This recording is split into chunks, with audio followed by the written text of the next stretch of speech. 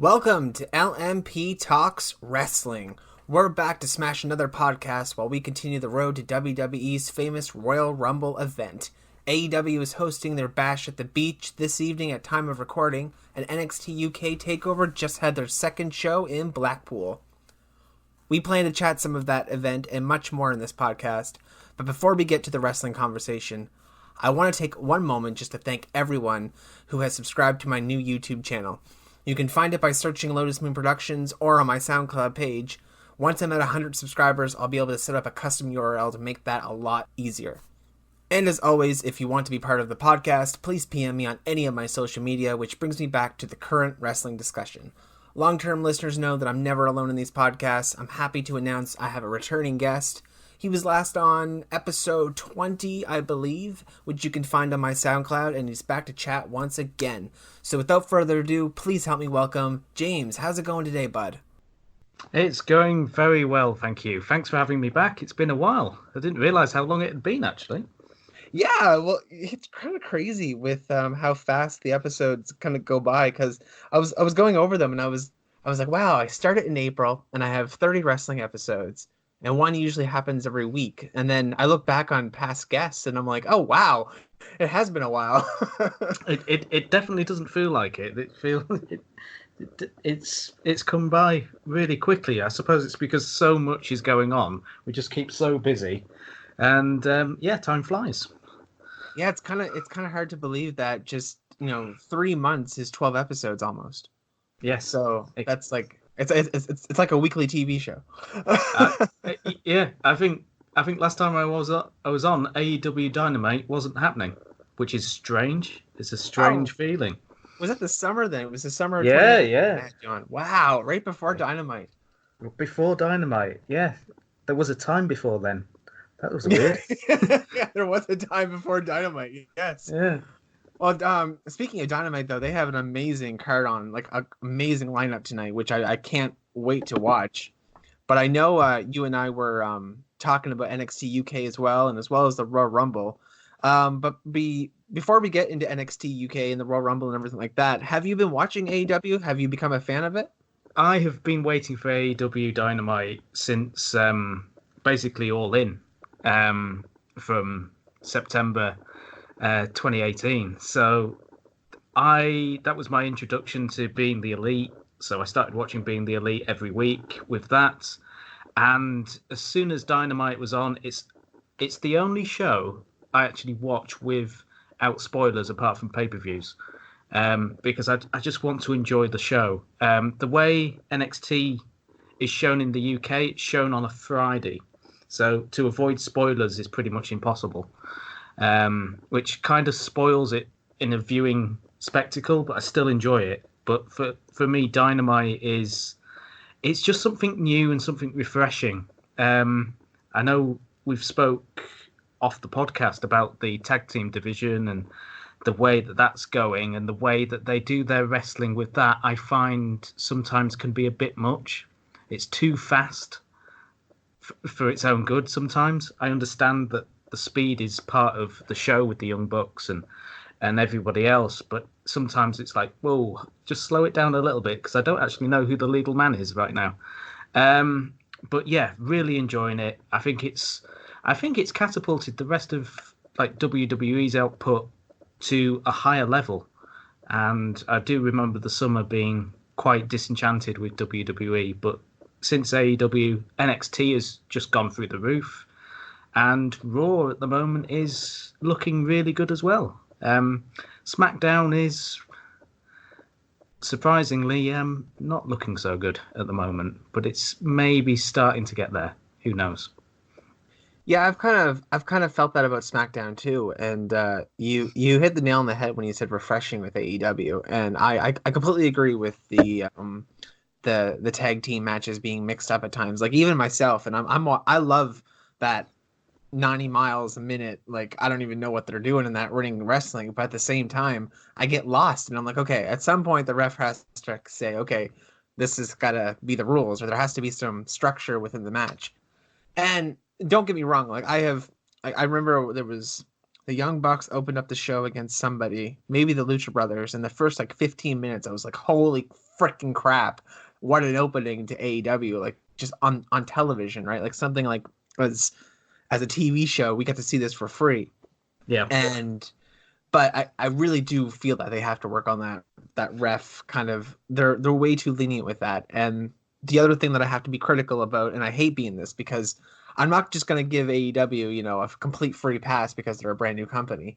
Quite a few months later now, we have the women's division, which is still, it's starting to grow now. I'm starting to see something. I'm starting to see, okay, these are the kind of top 3, 4, 5 people that AEW is seeing in the women's division right now.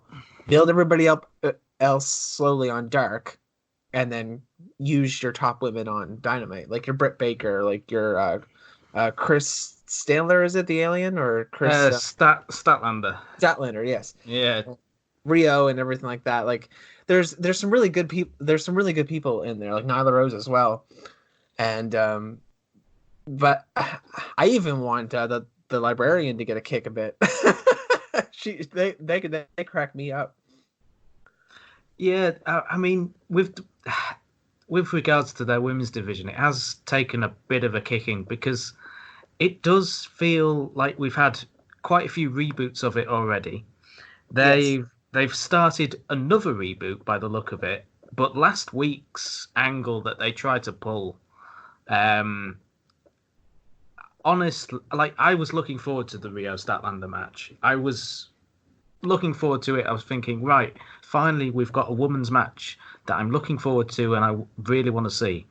And to smozz it up like they did and to make it the mess, like it was a car crash in the end. It really was. I feel like they've shot themselves in the foot again with their women's division and the way that they're booking Brandy Rhodes and Awesome Kong and that whole angle is just, it's so strange and so weird considering how well that they've booked sort of the top of the men's division. I don't understand how they can get the women's division so wrong. I mean, they pushed for Britt Baker at the start, and it's quite clear that she's got a little bit of work to go on.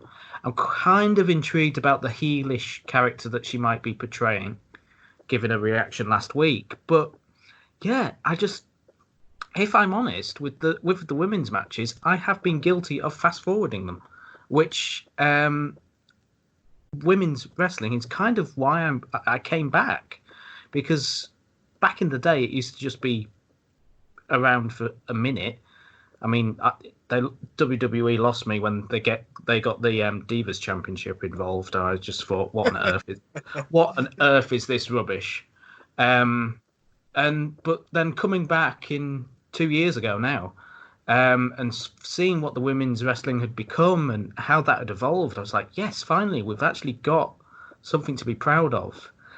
But I found myself, fast forwarding because I just didn't care. I didn't care about the characters, and I hope it is now sort of that shot in the arm that they need to say, look, you need to start booking this properly to get it over, because right now you don't have a division.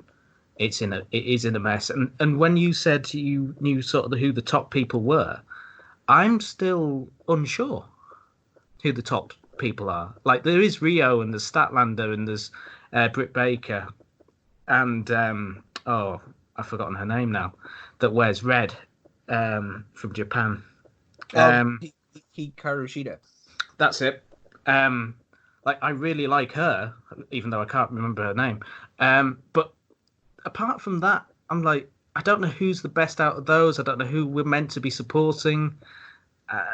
It is a little bit of a mess, that. And it's a shame because, as I say, women's wrestling now, with Tessa Blanchard now a world champion, Yes. it's showing, how everything has evolved from those dark times. But unfortunately on AEW, we've still got a bit of a mess. And then you look at NXT with their women's division, where you can pick any one of 10 possible women's wrestlers to put in a feud with Rhea Ripley. It's quite scary what the contrast is like. I think what's going on with the women's division is that we haven't been given enough time to get to know these characters. So when we see, let's face it, not all the wrestling with all the characters that we've loved over the years have had the best in-ring ability. Some people out there are incredibly charismatic on the mic and only 50% of best wrestler. You know what I mean? Yeah. So if we can get behind some of the women, we can kind of somewhat overlook certain wrestling things or botches or mess ups or car crashes and stuff like that. And I felt that was a mess too. Like car crash, yeah, that's a good definition of last Wednesday. Like I was watching that match and just like you, I was excited. I was like, oh yeah, this is gonna be good. Rio versus Chris. I can't wait. And then what killed it for me, what I almost muted my television because I can't stand Brandy Rhodes. When she was on commentary, it drove me absolutely bonkers with how she was acting, with what she was saying. She drives me nuts, and I've been saying this since the dawn of AEW, that Brandy Rhodes is the Stephanie McMahon of freaking AEW. I've been saying this, and she's just a mess. She doesn't know who she is.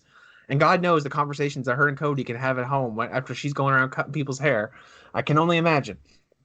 But that's it's like we have to get behind the wrestlers that we're watching, and we don't have enough character development. Yes, we know Britt Baker is the dentist. Yes, we know Nyla Rose's background. Yes, we know a little bit about Riho. And we know Chris is somewhat of an alien, but we need more. We need to figure out why we can get behind these people and have people relate to them. That way they can kind of get used to the wrestling and then build that up as it goes. Yeah, I mean, what we seem to get with the women is one note. But like Riho, she's wrestled since she was 9. Okay, tell me more about tell me more about her. I don't just need that same point drilled into me. Haha, pun on drill, dentists. Constantly there. And that's the thing with Brandy as well. Like, I don't understand what she was doing on that commentary in the commentary booth. Like, there was no explanation apart from you invited me there, but the commentators seemed confused why she was there. And then she started having a go at Excalibur for wearing a mask, which that was odd. That was weird. Which was odd in another person's mouth. If you had MJF saying that, why do you wear a mask on commentary? I think that would have come out better. But the way that it was delivered and the way that it started, and it just was odd. The whole thing was odd. And I hope, I really hope we can get somewhere with this women's division. Because that, for me, with AEW is the big problem. Along with, for me, in a storytelling sense, a lot of the matches seem to end. There's a lot of runnings where we end up with multiple characters beating on other characters, and then we go to an ad break, and then it's not referred to again. And I only see it because in the UK we actually see what's going on during the adverts. I don't know what it's like with you in Canada. Is it the same? No, we get the small screen. So we get the commercials in the big screen on the left, and we get AEW in a small screen, and then we come back. So you that's why they're doing the little signs during the ad breaks. But yeah, in the UK, we're getting, with the Fight TV app, we're getting the full screen, so you can hear what's being spoken about and you can see what's going on. And a lot of those it's a clean-up operation afterwards. It's not. It's kind of, that's the end of that segment, right? And for me, a lot of it with the Inner Circle and the Elite fighting each other and just coming in and just having a fight for a bit and then clearing off again. I've seen a lot of that, and I just kind of want that to move on again. I want a different kind of story beat. But I mean, with AEW, I am having a good time in general. These are small little quibbles. These are, yes, I agree. The shows are fantastic. They are a lot better. And as I said before, they've caused WWE, especially with NXT, like NXT's TV program was always good. It was always a good, nice little 50 minutes. You'd enjoy it. There'd be a couple of matches that would pass through. But now it's like, right, I mean, the quality is a lot better. They've upped the quality. They've upped the ante with their matches. And, they've come and responded, which it's all great. Being a wrestling fan, you can enjoy everything. And Yeah, you're absolutely right. There's so much wrestling right now in 2020, and even more that's coming. Like I think I heard another promotion. Forgive me for missing or for forgetting the promotion's name, but I heard about another TV deal, like another big TV deal that's going to come happen for another wrestling company possibly. So there's going to be even more with like Impact and AEW and mm, MLW and all these other ones that just keep popping up. It's amazing. Like you just there's literally something for everybody out there. there is. And I mean, yeah, there's the NWA YouTube Yes. channel show, which I've caught little bits, but again, there's so much out there that you tend to kind of go to your favorites and then try and pick the little bits that you can from everywhere else. And it's, well, it's from this weekend, obviously, NXT UK TakeOver Blackpool 2 was the only show on.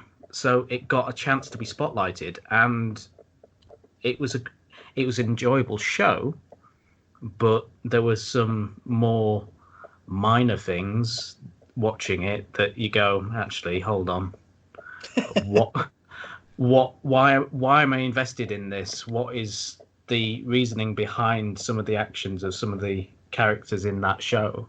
So, but that's because it's stuck on a network that, like 205 Live. Nobody's watching NXT UK. I don't think. I've watched bits of episodes, but I've never watched a full one. I used to up until earlier in the year of last. Yeah, it was last year's WrestleMania. That's when I stopped because I watched it from the January to Mania Hmm. because I thought NXT UK might be like possibly a big part of WrestleMania. So I wanted to stay in the loop, but nothing ever came for it. But I definitely make time for the takeovers. Like I've seen all three of them now. And actually, let's talk about NXT UK Takeover while we're here. Anyway, Yeah. let's dive into Blackpool too. What was your match of the night there? Because there were five matches. There were seven in total, but we only got to see five. So what what were your favorite? Match of the night, without question, was the Tyler Bate Jordan Devlin match. Just two guys who, for me, are head and shoulders above anybody apart from Walter in that roster. They were flying about at each other. They've got the history with each other. Jordan Devlin, for me, should have won the match. Actually, I don't think Tyler Bate gained anything from winning it. And they just showed like the avalanche Spanish fly that Jordan Devlin pulled off on Tyler Bate. Yes. I was up it clapping that on my own, just clapping that, just going, that is amazing, that is fantastic, and it was a great demonstration of what they can do. But again, it was this whole thing of what next for them. I don't know what happens because like Tyler Bate fought Walter at NXT UK Takeover Cardiff Mm-hmm. and showed a great performance. Showed his big boy performance by picking him up and everything there. But do we go into Bate against Walter again? What happens? And that for me was the underlying problem with the show. Was some great matches and some enjoyable things, but I couldn't get invested fully because I didn't know the characters, which is my fault because I don't watch the show. I did enjoy the little preview they did before. I watched the 40-minute preview they had on YouTube, which helped. But it just, yeah, Tyler Bate against Jordan Devlin was spectacular. And if you haven't watched it, just give yourself, was it 20 minutes? 20-minute match. Yeah, Full pelt. Yeah, full pelt match. Enjoyable, great. If you got time, give it a watch. How about yourself? Well, match of the night. You definitely gave a good shout out for Tyler Bate and Jordan Devlin, and I actually became more of a fan of Jordan Devlin than I was, and that was there was two people I walked out of Blackpool too that I really I look forward to seeing more of, and that was Eddie Dennis and Jordan Devlin. I've seen Jordan Devlin before, But again, his performance with Tyler Bate, you weren't wrong at all. He put on an amazing performance, and yeah, I can see what you mean by Jordan Devlin. He probably should have gotten the victory there because Tyler Bate, again, he lost against Walter. So where does that leave him? I think they're building towards Worlds Collide right now. And to be fair, I actually the ladder match was my match of the night, but just because I love ladder matches, there's so much drama in them, and they're so dragged out. Climbing up the ladder as slow as possible. Yeah. Cracks me up every time.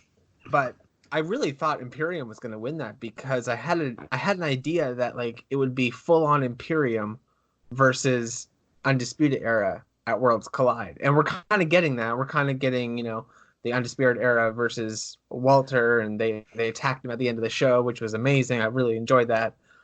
But you're right. Like, where does this leave Walter defending his title? Do we go on? Do we go into something new after Worlds Collide? I have an idea. Maybe Triple H combines NXT UK and NXT because we have people going back and forth. Like Cassius Ohno is now representing NXT UK, which he's totally like. And then we have Toni Storm coming over to the regular NXT, who is facing Rhea Ripley for the title. Like, yeah. So I don't understand what's going on here. So I think eventually we're gonna have some sort of crossover where NXT and NXT UK become like Raw and SmackDown in a way, or maybe even like one combined show, or maybe that's like their own Survivor Series kind of thing. Yeah, you've mentioned Toni Storm is going against Rhea Ripley, and she appeared on NXT last week, and she said, "Oh, I might have the title because I'm fighting in the NXT UK Championship Women's Championship match at Blackpool," but she lost. So why is she going up against Rhea Ripley as a representative of NXT UK? Shouldn't that be Kaylee Lee Ray? Yep. Shouldn't that be the representative? And again with you say the ladder match. Ladder matches for me.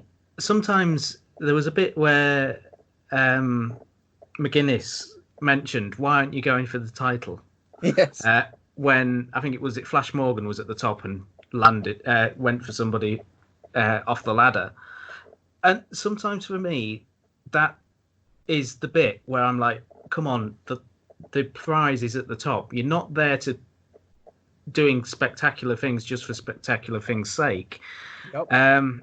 And I just felt that match for me just had a few areas where that was the case.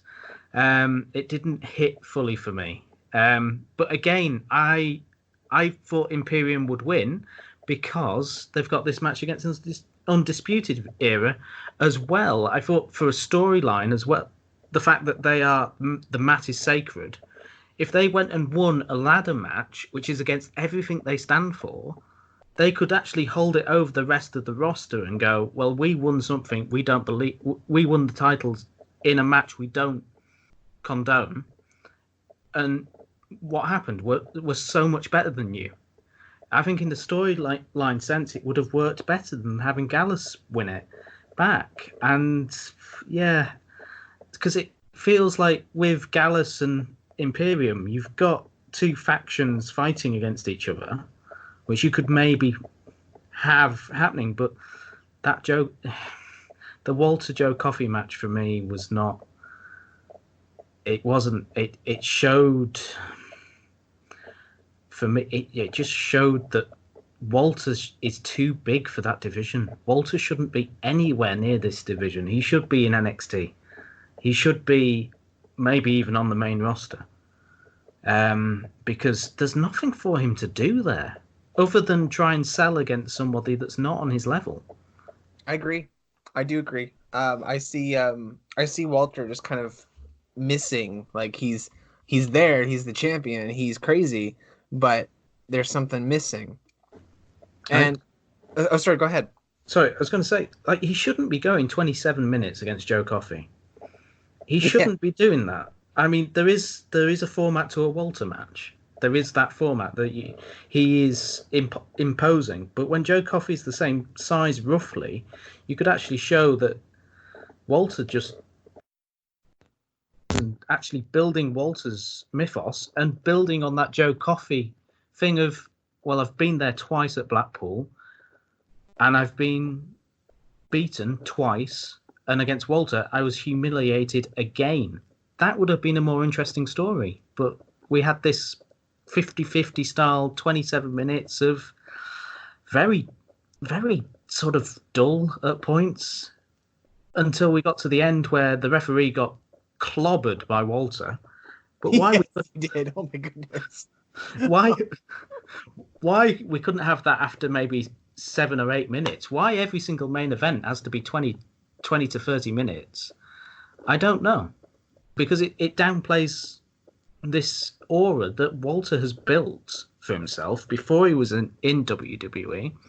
Like, I knew about Walter before he joined WWE because I'd heard about him and I watched videos on YouTube and saw this great big Austrian brute destroying people with his chops. But it just felt like Walter Light, and it's not great in that respect. And I think it's a whole, like the whole show I enjoyed.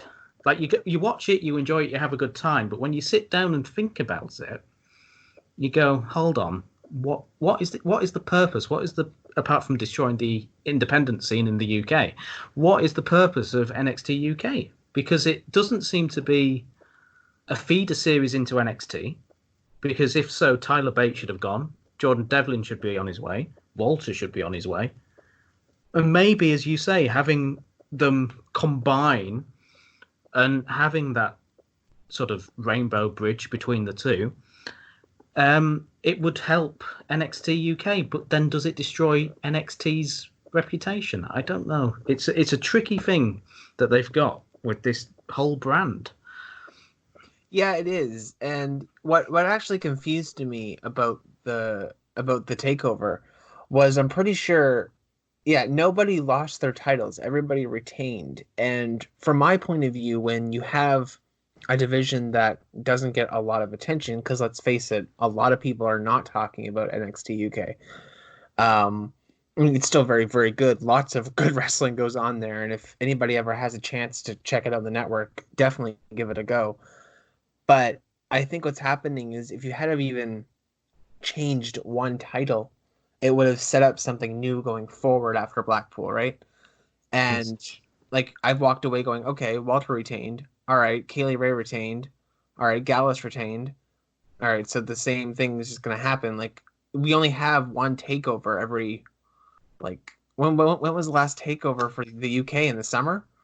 Yeah, so it's August. So the next takeover is I think it's Cardiff in August again. So it's like you've got another 7 months of this, where it's exactly the same. Exactly. So I thought, at a takeover, that would have been the quote unquote takeover, where something changes. It changes the landscape of NXT UK.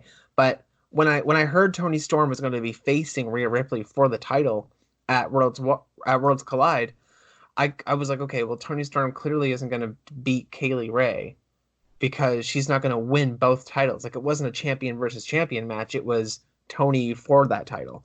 So there was just no way I could see Toni holding both belts, or even going for both belts. It just wouldn't work. Well, you could advertise it as Toni Storm going for the match, and then she wins the title, but her title's not up for grabs, and she's going for Rhea Ripley's. That would still work. It's like, the thing with me as well, Piper Nevin's story, just informed by the preview show that they did, I was like, they could gear it up and actually have it that she wins the title, because all the babyface traits are there for her. But again, they didn't pull the trigger. It did feel like they just kept everything in stasis, and let's keep it this way.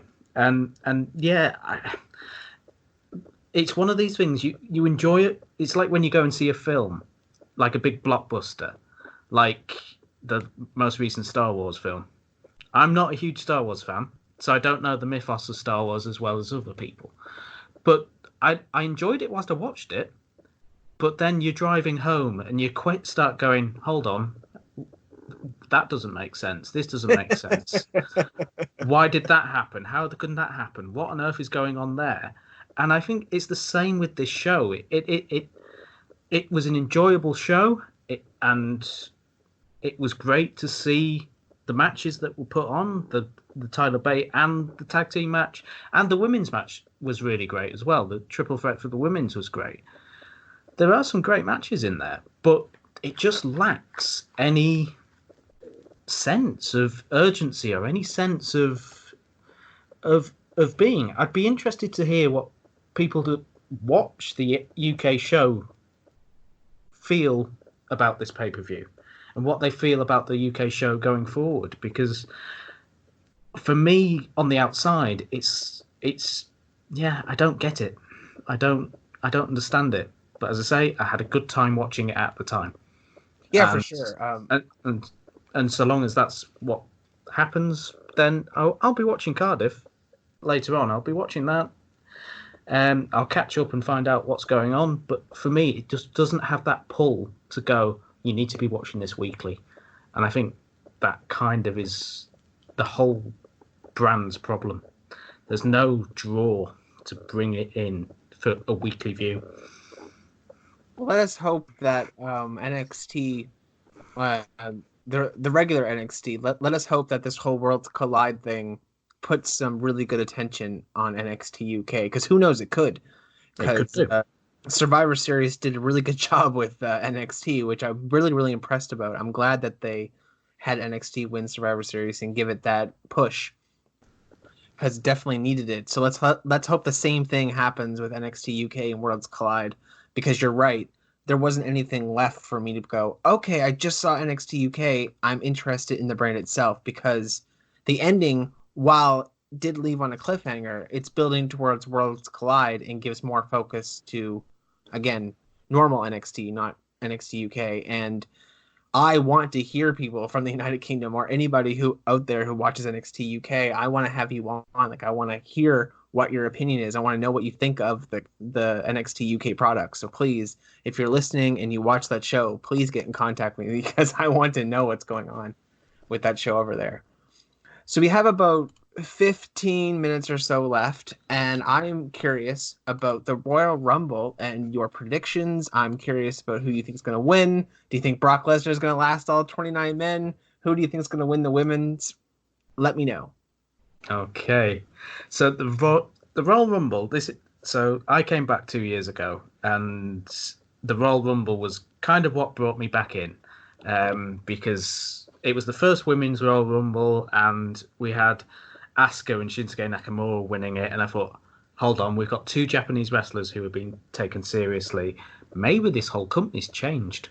I hate that here so much. I was so teased. I look back at that now and just go, oh dear. I didn't know I'd be still here in 2 years watching wrestling, and so coming into this year's Rumble, I mean, it's just a great concept. It's one of those things that you can get people who aren't into wrestling to watch, because it's just constant people coming through, and you might even get the odd person, odd legend coming in as well. In terms of, Brock Lesnar thing, Brock Lesnar's not going the whole distance. Can you imagine how much sweat would be in that ring if he's in there for 67 minutes?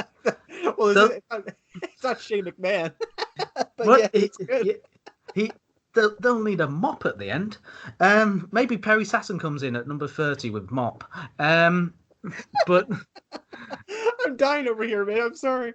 Oh my god, that was good. But so yeah, my pick is Perry Saturn. So I'm sorry. I'm trying to get it together. That caught me off guard. That was really good. Oh dear. Please continue though. Right. Okay. Right. So Brock Lesnar, I don't think will be in it for the whole thing. I think we're going to get a few jobbers so he can show how dominant he is, and then probably get someone like Kofi coming face to face with him. He tries to chuck him out. Kofi does his little trick. That would be nice to stay in. But I think Brock will get eliminated by... Well, I saw something the other day that said Brock against Tyson Fury is a done deal. I really for hope. Which I really hope isn't true. Yeah, I really hope not. I really want, based on the past 3 weeks, I really want Drew McIntyre to knock him out. And just Drew to have a chance of the main event and going for a world title. Because I think that would really propel him where he should be. This whole counting down of the Claymore kick and the way that he just chats whilst he's doing it all. And last week, it's not last night, Monday night, when he was talking about how he had the conga line and they just scared him a little bit, and he was touch and go whether he could beat the conga line. I don't know where this character has come from with Drew, but I quite like it in the last couple of weeks. It's quite entertaining. It's like he's just been let off the leash and just been told, you know what, just go, do your thing, do what you want, and just like when Randy was like turned around, he was like, no, Randy, face this way. Come on, I'm over here.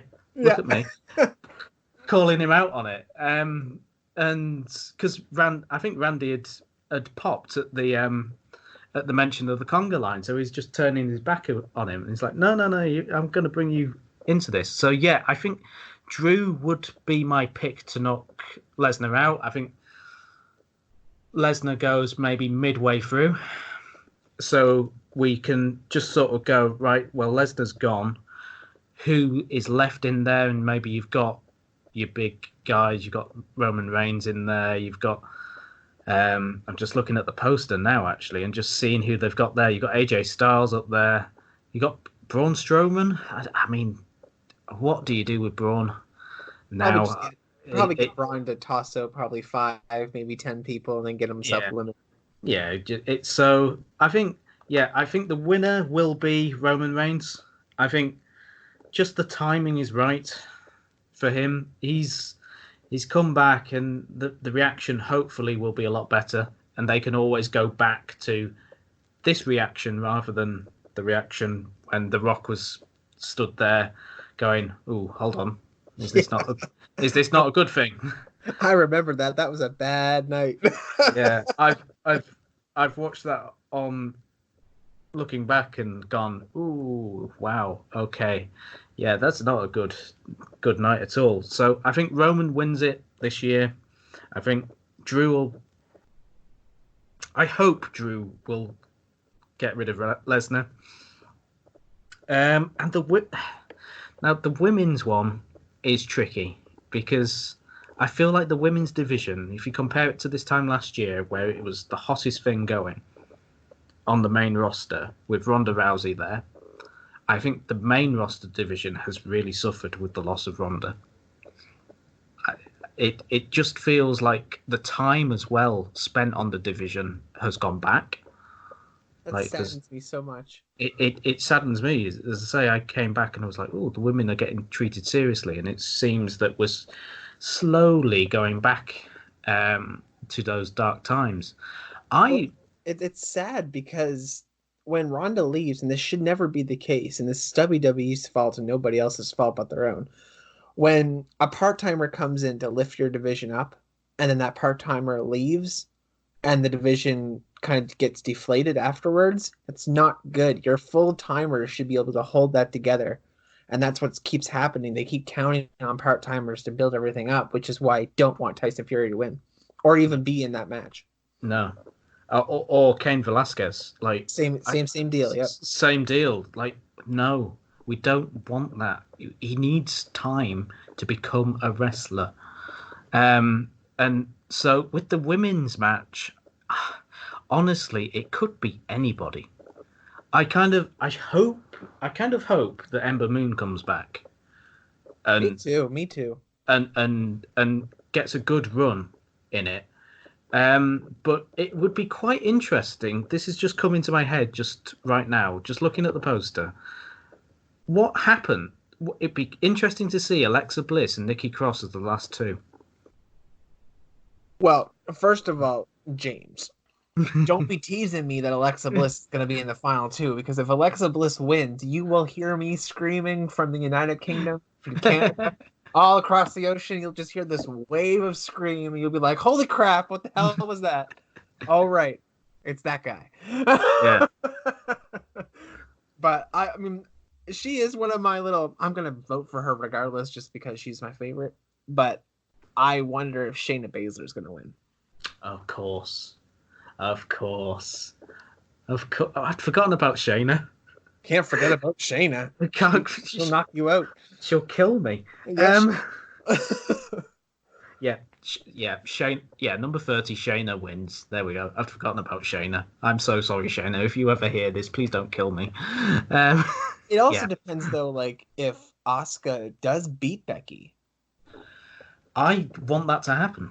Because if Asuka beats Becky, then Shayna going against Becky to win the Rumble kind of doesn't make full sense now, does it? So, but Asuka and Shayna, when Asuka was on NXT, there was kind of you're right. A nod to each other, like, "Hello, you're that person that had the NXT title as long as I've had it. Hello, could we have a match possibly in the future?" So you've got that history. Yeah. So it still works. It still works. It does still work as long as they treat NXT like an actual thing. Because if you noticed, I'm not sure if you did or not, but they said that Andrade's first title win is the United States champion. Yeah. What happened to the NXT world title that he won, before he came up to the world title? What happened to NXT being included now, being part of the main shows? No, apparently that doesn't count. Andrade's first title win is the United States Championship, which is cool. I thought they'd stopped doing that, but obviously they haven't. I don't know if it was the slip of the tongue, but I noticed it. Yeah. Oh dear. Oh dear. Old habits sort of die hard. But yeah. So yeah, I'd forgotten about Shayna. I'm so scared now that she's going to come and knock on my door tonight and just put me in that. Find this British guy. Yeah. You're not doing it. I'll just send a random tweet to her, like she'll actually read my tweet, but I'll be like, "Hey, this guy over in the UK, get him." just no context as well. Just get him. Get him. Oh well. I mean, I know we have about 3, 4, or 5 minutes left, roughly-ish. So, I only have like a few kind of crazy predictions right now for the Rumble. I'm doing a prediction special there, the week of the Rumble, with a friend who's coming on. But the question I want to ask you though is whether he wins or not. That's irrelevant. But do you think CM Punk will make an appearance in the Rumble? No. No? Okay. I feel the things he said about WWE and and the things that he's talked about his experience being there and being a wrestler, I think the only way he would come back is if he is guaranteed to main event WrestleMania. The only time. Because for him to have said what he felt during those times and to have lost the love of wrestling and to something he was immensely passionate about, I just don't think he would come back for a cheap, "Oh, look, I'm in the Rumble" kind of spot. I think you've got more chance of Edge being there in the Rumble than you have of CM Punk. Wow. And that's pretty big too, because Edge has been saying that he's not coming back. I know there's this whole retirement rumor thing of his that he might be able to come back for one last go. But yeah, I mean, people are saying that, if CM Punk was going to come into the Rumble or any type of, appearance, it would be now, because he is working with Fox, which is then working with WWE. So, it's if all the stars and planets were aligned, as they say, now would be the time. Yeah, but I suppose he made his comeback on the Fox show. Sorry, it slipped my mind what it's called. Backstage, I think it is, or the bump, one of the two. Yeah, No, backstage. Yeah. Backstage. Like, honestly, after he made that, after the first day or so, I feel like the buzz died away. I don't think it made as big of impact as it should have done, I don't think there's that want anymore for him to be back. I don't feel that's there. I know there are a lot of fans of his, but I just feel enough. Like 2011 was 9 years ago. Too much has happened since then. Yeah, I don't think you're wrong. Like, I really don't. You're right. Like that buzz that, oh, we can't wait to see CM Punk coming back. CM Punk. Like that whole buzz that was circulating around the wrestling fandom or wrestling community is yeah, it's kind of really quieted down now because I think maybe people have just accepted that, okay, he's definitely not coming back. He's just with Fox. We've learned to accept this. Maybe that's Hmm. what's happened. But I mean, again, they could throw us left field and he could just make an appearance. Can you imagine the crowd? I mean, yeah. Like the Hardy If Boys a few years ago at WrestleMania. that was I watched that in retrospect because I wasn't there when it happened, and even then, I got chills Oh, because you just need that first note of the theme, and you like bang, there you go, here we are. Yeah, so it will be amazing, but it's not going to happen. I'm so sorry, listener. It's not happening, and if it does happen, then I was wrong, and that's okay. that's okay. That's okay. We got something cool out of it. And if anything, if you are wrong and someone believes you, and then they'll be even more excited because they believe that you were wrong, and they'll be like, "Oh, happy surprise!" So Yeah, it all works out. everybody wins. Everybody wins. Well, with that, we will definitely wrap things up. Is there any social media you'd like to shout out? No, there's no social media. I do not exist on social media. If you're a student of mine and you're listening to this, you shouldn't be. Um, and I don't have social media, so don't try and find me. Fair enough. Fair enough. Well, thanks for coming on, James. Definitely want to have you on again sometime. That would be really cool. Yeah, really enjoyed it. Thanks for having me.